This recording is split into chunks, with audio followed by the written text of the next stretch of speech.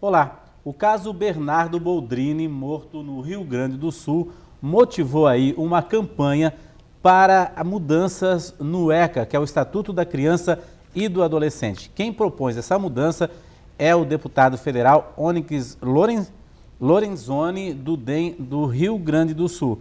Vamos saber se isso é possível?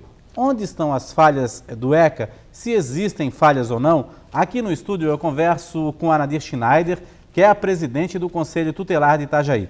Obrigado aí pela sua presença, Nadir. Bom, o ECA foi editado em 1990, né? De lá para cá, é claro, houve muitas mudanças aí, inclusive nas leis, mas o ECA está desatualizado ou não? Principalmente nesse caso do Bernardo Boldrini, que as autoridades aí tinham que intervir.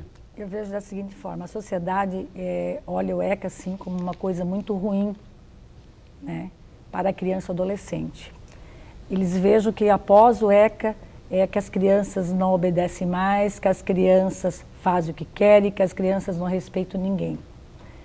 Penso que as pessoas têm que estudar um pouquinho mais, eu não estou chamando ninguém de burro, mas as pessoas têm que se aprofundarem no Estatuto da Criança e do Adolescente. Ele sempre está tendo mudanças, uma palavra aqui, uma palavra lá, existe mudança sim. Penso que tem que haver mais algumas, mas em outras áreas, não ali na área da violência. As pessoas têm que entender que o Estatuto está aí para garantir o direito da criança e do adolescente. Quando a gente fala garantir o direito do adolescente, a gente fala para os pais nos nossos atendimentos, eles ficam chateados, que dizem assim para a gente, então você vai criar o nosso filho? Eu posso fazer o que eu quero com o meu filho, eu que sustento? Sim, o senhor é a autoridade máxima com os seus filhos. Mas a partir do momento que o senhor viola o direito do seu filho, o senhor já perde a autoridade com o seu filho. Dependendo da situação, tem que ser tomada uma posição, sim, para não chegar ao extremo, como chegou a situação do Bernardo, com certeza. No caso, o Bernardo, né, ele procurou a justiça, né? Quando uma criança procura o Conselho Tutelar ou a justiça, né, no caso dele o Ministério Público, né, e até um órgão especial lá da Prefeitura de Três Passos, de proteção também, A Secretaria da Criança, a Secretaria da Criança, né? Isso já é um indício bastante grave que as autoridades precisam ficar alertas e tomar imediatamente uma decisão? Com certeza. Eu vejo assim que, de repente, o Bernardo foi crucificado para mostrar para a nossa sociedade e as autoridades máximas que a gente não pode brincar com as violências domésticas. Nós temos que levar muito sério.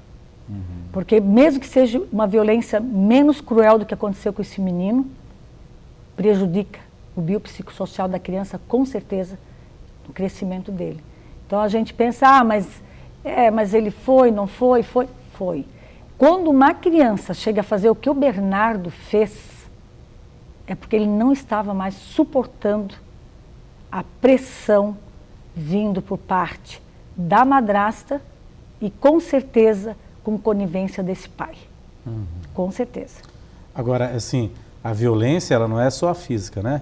A violência verbal também é motivo de penalização dos pais. A violência física, ela machuca, mas a psicológica dói muito. A física machuca e sara, mas a psicológica dói muito o coração da criança e do adolescente. Isso a gente tem percebido muito nas falas deles. Né? Eles dizem que não esquecem que a mãe falou isso para mim. Eu não esqueço que a minha mãe mandou eu ir embora. Eu não esqueço que a minha mãe disse para mim que eu não presto. Então, a psicológica é grave. Né? Além da psicológica, claro que tem a violência sexual, que é muito mais grave, mas a sexual já vem com a psicológica, a física junto, vem tudo uma junto com a outra, e as negligências tudo junto. Mas no caso do Bernardo, né, ele tinha um abandono afetivo também. Um abandono, como as pessoas dizem, em outros termos técnicos, um abandono incapaz. Porque esse menino não estava morando mais na casa. Ele estava morando na casa de amigos. Olha que situação que estava se encontrando essa criança, esse adolescente. Né? Por isso que deveria ter tomado uma posição. O juiz permitiu, deu um prazo para o pai de 3 meses, que eu acho muito prazo, né? Que não deu nem um mês, né? E por que ele não fiscalizou essa situação? Por que ele não pediu? Eu não sei, eu estou questionando uma coisa que eu não sei. Nessa questão aqui também, o deputado propõe esse acompanhamento, né? Esse acompanhamento, não houve acompanhamento, né? Eu acredito que não houve, porque se essa criança estava na casa de outras pessoas, não ficava quase que em casa, então, que acompanhamento esse que teve? Será que esse menino estava sendo acompanhado por psicólogo? Devido ao suicídio, ao homicídio da mãe, né? Não sei qual dos dois, que está ainda tudo para ser esclarecido, né? Então eu penso assim que devido também ser o pai de uma classe A, talvez não foi levado tanto em conta, porque quando é classe A, né? Eles dizem assim para a gente, mas eu dou tudo para o meu filho. E esse tudo que o pai achou que estava dando, que não estava, porque o menino andava com tênis todos rasgados, né? O principal ele não deu, que era amor e carinho, abraçar o filho. E pior, né? Encontrou uma pessoa para viver ao lado dele que também não deu apoio para a criança. Ao contrário, fez o que fez com o filho dele, né? Com talvez permissão dele, porque assim, quem somos nós para crucificar? As pessoas, porque a gente está tão longe, a gente não está bem por dentro de toda a situação. Porque eu vejo assim, sabe? Sai algumas coisas na televisão, sai algumas coisas no jornal, mas nunca sai realmente a história verídica mesmo. Então a gente sempre se baseia no que sai. Tese de defesa de advogados, né? E aí a gente tem que buscar mais profundamente toda a situação. Fala-se às vezes de conselho tutelar, que o conselho tutelar não fez nada. Pelo que eu percebi, o conselho tutelar fez sim, só que o conselho tutelar, nesse momento, e a cidade pequena, do jeito que é, né? É fácil da gente saber o que está acontecendo no município. E hoje também existe o Disque 100. As pessoas estão fazendo muito Disque 100. Não sei se não é divulgado nesse município, mas eu acredito que as pessoas deviam ter interferido dessa maneira, já que ele era um médico, já que ela era uma enfermeira, pessoas de alta sociedade. Então eu volto a frisar novamente a classe A.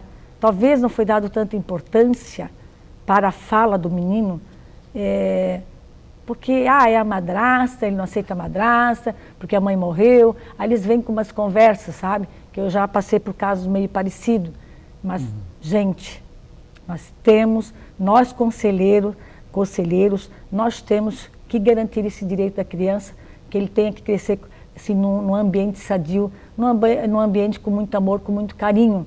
Porque como é que esse menino vai oferecer isso lá fora se ele não tem aqui dentro? Investigar, né? Investigar. Temos que correr atrás.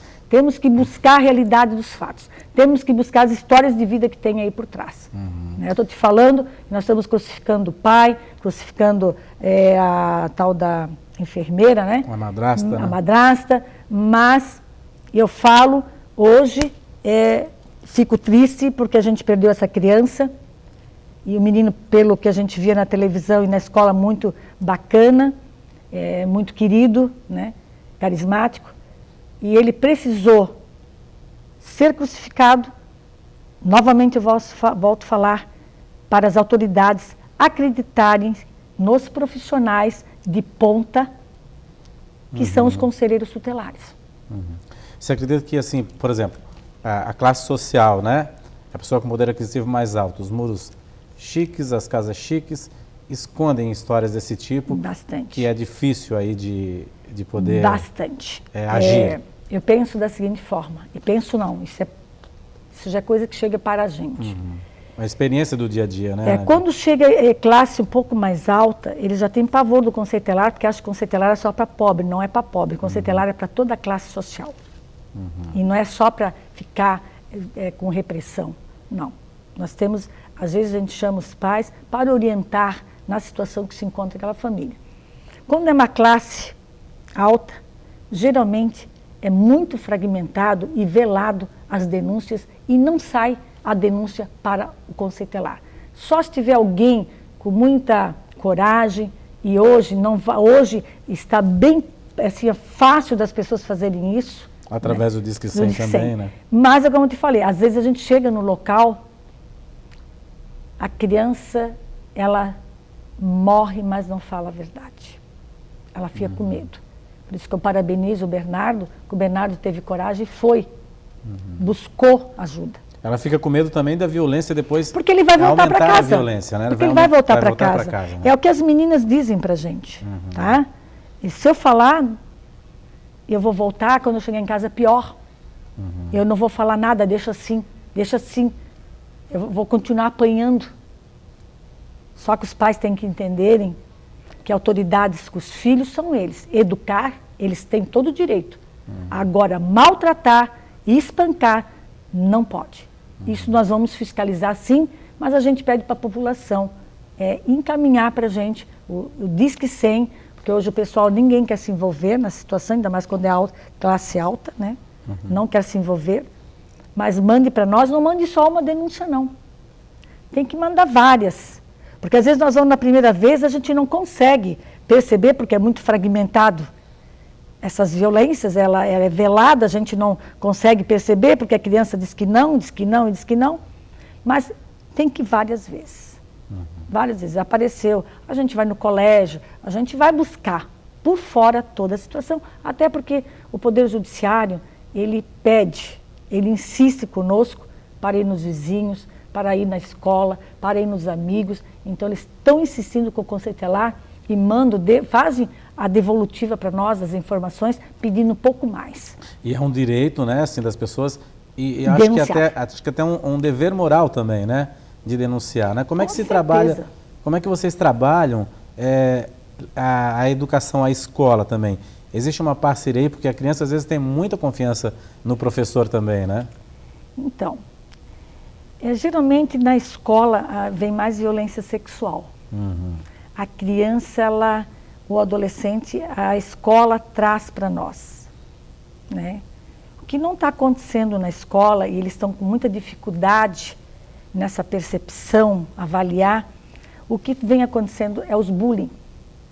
As violências físicas e psicológicas dentro das escolas. E que a educação não tem esse olhar. A educação tem um olhar assim, isso acontece. E não é por aí. É brincadeira de colegas. Não pode.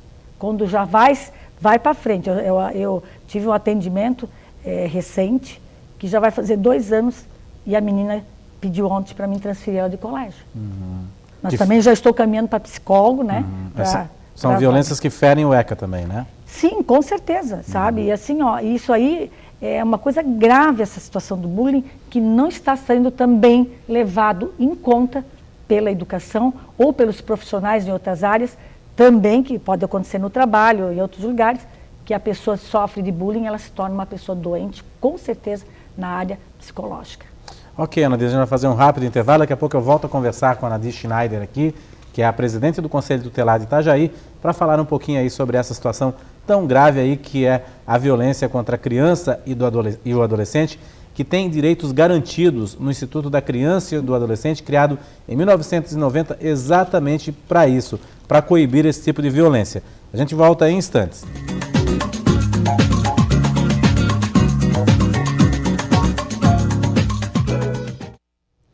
O painel Univale está de volta. Hoje eu converso aqui no estúdio com a Anadir Schneider, presidente do Conselho Tutelar de Itajaí. Estamos falando um pouco sobre o ECA, o Instituto da Criança e do Adolescente, criado em 1990 para proteger o direito das crianças e dos adolescentes. A gente está relembrando aí o caso Bernardo Boldrini, lá do Rio Grande do Sul, que foi morto aí, e os acusados são a madrasta e o pai. A criança pediu socorro na justiça, mas foi de volta para casa. Anadir, a gente falou um pouquinho aí sobre a questão da diferença de classe social, né? Sim. Da situação financeira da pessoa. Talvez isso tenha sido um empecilho também para que a justiça agisse, né? Eu penso dessa forma, né? Cada um pensa de forma diferente, né? Mas, pobre... assim, ó, por quê? Mas, poxa, mas o menino é filho de um médico, ele tem tudo o que ele quer, será que ele está falando a verdade? Será que nós temos que dar ouvido a ele? Sabe? Então, eu acho que faltou um pouquinho do acreditar na fala da criança. Tudo que ele quer, entre aspas, porque os bens materiais, né? Viagens e roupas caras, não são suficientes, né? Eu vejo assim, ó, de todos os problemas que vêm para nós, né? E eu continuo ainda, porque não é só o Bernardo que morre. Nessa situação, nós temos muitas crianças no país sujeito a essa situação, né? E eu vejo assim, ó, e o Bernardo, e a gente vê pais se suicidando e matam a criança junto, porque não querem que vive com a mãe. Então tem bastante fatos que envolvem as crianças. E as crianças já vivem nesse meio já por muito tempo, né, nesses conflitos. Então eu penso na classe social que eu te falo, que talvez Bernardo não foi ouvido com eficácia, talvez porque acharam que ele estava querendo chamar atenção. Mas realmente ele queria chamar atenção. O problema que ele vivia. Que ele né? estava vivendo, porque o problema da criança é só ele que sabe. Quem sofre de violência é a pessoa que sente. Eu sou profissional, eu posso avaliar, mas eu não sinto o mesmo que a pessoa sente. Então nós temos que ter essa percepção, nós temos que ter esse feeling como profissional de perceber quando realmente uma criança ou um adolescente está em situação de risco grave. Isso não é tão difícil. Claro que eu digo sempre que isso a gente não aprende na faculdade, não. A gente aprende com essa faculdade de vida, essa experiência que a gente tem, que como eu trabalho muitos anos no Conselho Tutelar, então a gente tem bastante experiência. Então a gente já conhece, mais ou menos, quando é uma necessidade realmente da gente dizer assim, nós vamos te colocar no abrigo. Né? Colocar no abrigo, por quê? Porque a gente sabe que existe uma situação grave por trás, que pode acontecer uma violência mais grave. Né? O artigo 130 diz, né, que o Poder Judiciário poderá tirar esse violador da casa. Eu penso, devido à violência que a criança vem, dos maus tratos e violência sexual, eu acho que essa palavra deveria mudar no estatuto, essa palavrinha só. Em vez de dizer poderá, ele devia colocar deverá no estatuto. Ele deverá retirar. E até é muito moroso isso. Porque existem todos os trâmites legais. A lei protege, às vezes, o violador. Ele tem o direito de ter todos aqueles trâmites legais. Então, quando a gente percebe que existe uma violência muito grave e a gente sabe da morosidade, da burocracia, na morosidade burocrática, que tem que ter, tem que existir, a gente geralmente acolhe a criança ou na família, né, ou no abrigo, pede o abrigamento, uma medida de proteção, com certeza, para o Poder Judiciário. Mas também que não está sendo fácil, porque não podemos colocar um adolescente, uma criança, por qualquer motivo no abrigo. Mas às vezes esse motivo que alguns profissionais dizem que não é motivo, mas para aquela criança, naquela circunstância, é um motivo grave, sim, no nosso olhar como profissional, nós conselheiros. Né? Os outros profissionais, mas eles vão acolher por qualquer coisa? Não, ninguém acolhe ninguém pede uma medida de proteção para o Poder Judiciário se não é grave a situação. Agora, na questão da violência contra a mulher, né, nós aqui na TV Univale, no Canal Futura, fizemos muita matéria sobre isso, né, e na questão da violência contra a criança e do adolescente, sempre é assim como você já citou, né? As pessoas com poder aquisitivo menos favorecido, elas denunciam mais, né? É essa a realidade também aqui em Itajaí? Elas denunciam mais e nós temos mais facilidades de interagir com essas famílias. Temos muita facilidade. Porque quando a gente chama uma família com poder aquisitivo um pouquinho mais, ela já vem acompanhada com o advogado. Ela já vem buscando a defesa dela. E as pessoas que estão em vulnerabilidade social, né, ela já vem sozinha. Ela já vem conversar, ela já vem dizendo o que está acontecendo, a gente passa pela situação. Então nós temos, eu não quero dizer para ti que nós não temos facilidades de lidar com as pessoas de poder aquisitivo menos. Temos bastante facilidade. As dificuldades são, mas nós também não importa. O advogado pode vir, mas no momento do atendimento nosso, claro que não entra com a gente, porque tudo corre em sigilo, né? Quando é criança, quando é adolescente, a gente trabalha bem diferenciado, né? A gente deixa a criança à vontade e fica sozinho com o conselheiro para ele poder abrir o jogo dele em sigilo com a gente. Nós temos casos que a gente conversa com a criança e não podemos conversar com os pais porque a criança pede sigilo, o adolescente. E a gente, como é um garantidor de direito, a gente tem que manter esse sigilo. Nós temos que manter esse vínculo com essa criança. para nós podermos descobrir mais coisas lá na frente e ele poder confiar no nosso trabalho. Foi o que acontece com a criança quando ela é maltratada, ela sofre de violência sexual, né? Principalmente a violência sexual, e a gente até está falando porque essa semana que vem é um dia da violência sexual, acho que é 18 de maio, né? Então, assim, a criança e o adolescente que sofre de violência sexual, ele é uma pessoa que, ele realmente, essa violência, ele traz velada com ele por muito tempo, ele sofre muito. Porque sempre por trás vem uma ameaça de morte. Eles nunca dizem nada ou falam nada, e eles sempre vêm ameaçando a criança e a mãe de morte.